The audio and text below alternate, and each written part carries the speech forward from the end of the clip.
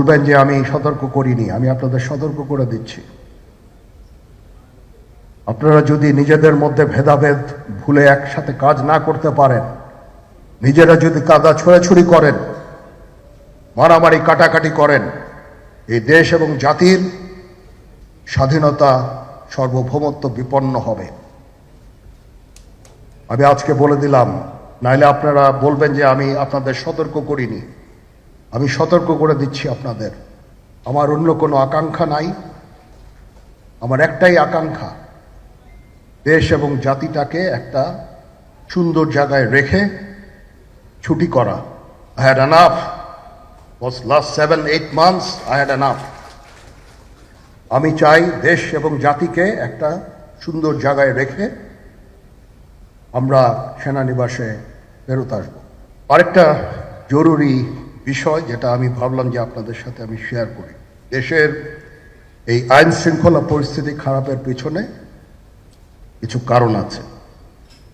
প্রথম কারণটা হচ্ছে যে আমরা নিজেরা হানাহানির মধ্যে ব্যস্ত, একজন আরেকজনের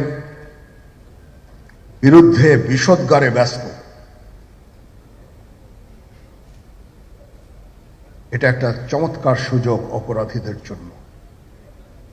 যেহেতু আমরা একটা অরাজক পরিস্থিতির মধ্যে বিরাজ করছি, তারা খুব ভালোভাবেই জানে যে এই সময়ে যদি এই সমস্ত অপরাধ করা যায় তাহলে এখান থেকে পরিত্রাণ পাওয়া সম্ভব। সেই কারণে এই অপরাধগুলো হচ্ছে।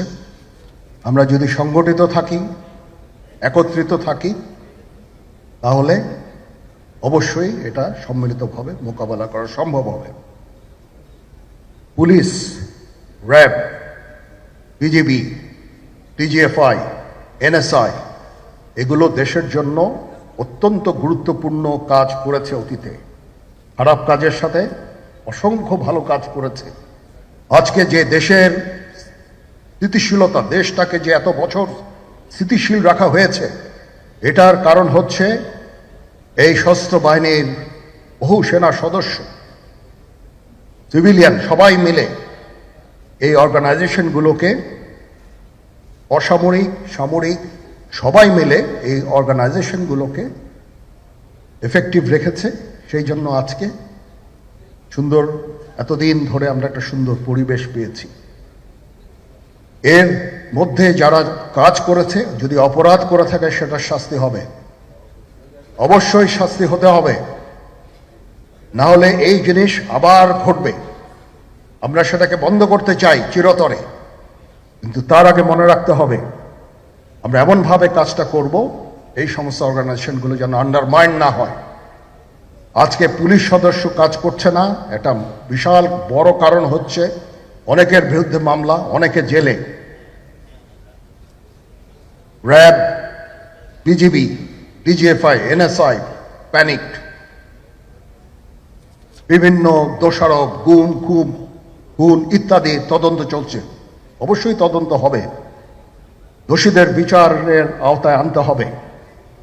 এমনভাবে কাজটা করতে হবে যেন এই অর্গানাইজেশনগুলো আন্ডারমাইন না হয়। এই অর্গানাইজেশনগুলোকে যদি আন্ডারমাইন করে আপনারা মনে করেন যে দেশের শান্তি শৃঙ্খলা বিরাজ করবে, সবাই শান্তিতে থাকবেন, সেটা হবে না, সেটা সম্ভব না। আমি আপনাদের পরিষ্কার করে বলে দিচ্ছি, এই দেশের শান্তি শৃঙ্খলা রক্ষার দায়িত্ব খালি সেনাবাহিনীর না। 2 লক্ষ পুলিশ আছে, বিজিবি আছে, র্যাব আছে, আনসার বিডিপি আছে, আমার আছে হচ্ছে 30,000 সৈন্য।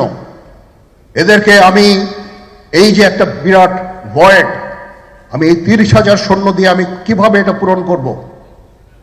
30,000 থাকে, আবার 30,000 চলে যায় ক্যান্টনমেন্টে, আরো 30,000 আসে।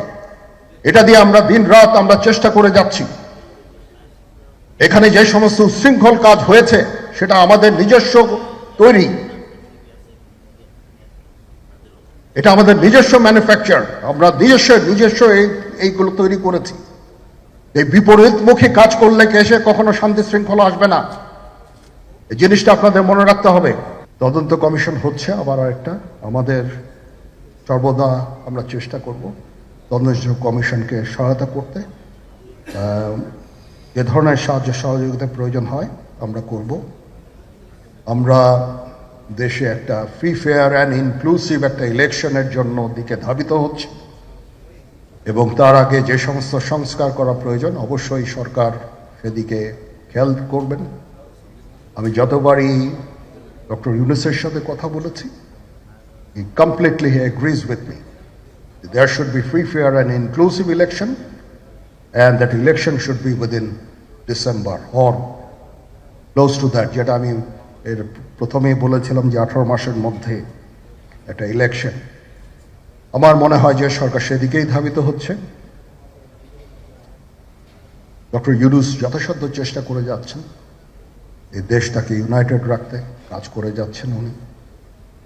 ওনাকে আমাদের সাহায্য করতে হবে, উনি যেন সফল হতে পারেন সেদিকে আমরা সবাই চেষ্টা করব।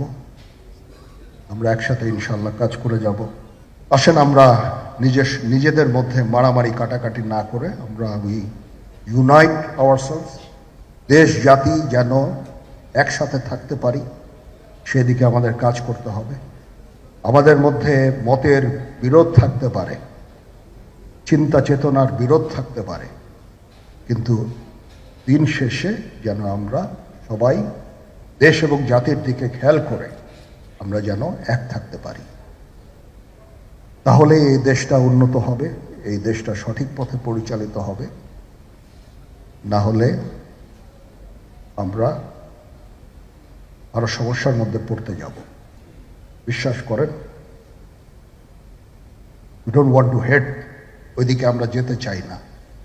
আমি আপনাদের সতর্ক করে দিচ্ছি, পরে বলবেন যে আমি সতর্ক করিনি। আমি আপনাদের সতর্ক করে দিচ্ছি,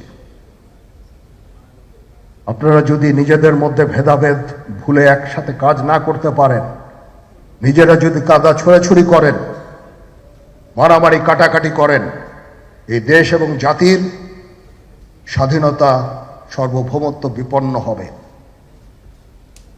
আমি আজকে বলে দিলাম, নাইলে আপনারা বলবেন যে আমি আপনাদের সতর্ক করিনি। আমি সতর্ক করে দিচ্ছি আপনাদের।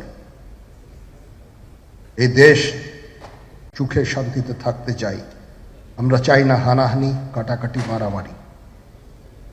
সেই উদ্দেশ্যে আমি কাজ করে যাচ্ছি, আমরা কাজ করে যাচ্ছি। আমাদের সেনাবাহিনীর প্রতি আক্রমণ করেন না। একটা কমন জিনিস আমি দেখতে পাচ্ছি, সেনাবাহিনী এবং সেনা প্রধানের প্রতি বিদ্বেষ কারো কারো। কি কারণে আজ পর্যন্ত আমি এটা খুঁজে পাইনি। আমরা হচ্ছে একমাত্র ফোর্স যেটা আপনাদের জন্য কাজ করে যাচ্ছি, দাঁড়িয়ে আছি প্ল্যাটফর্মে। Of course navy and air force, navy chief আবার মন খারাপ করে করছে, navy air force all, we all আমাদেরকে সাহায্য করেন, আমাদেরকে আক্রমণ করেন না, আমাদেরকে অনুপ্রাণিত করেন, আমাদেরকে উপদেশ দেন। কোনো একটা সমস্যা হয়ে গেলে আমি যেন নুরুদ্দিন স্যারের স্বর্ণপন্ন হই এবং উনি আমাকে উপদেশ দেন, সিনিয়র জেনারেলরা আমাকে উপদেশ দেন, আমি সবার কাছে স্বর্ণপন্ন হই।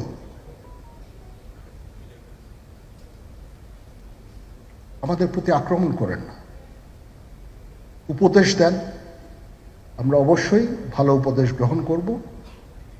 আমরা একসাথে থাকতে চাই এবং দেশ এবং জাতিকে এগিয়ে নিয়ে যেতে চাই।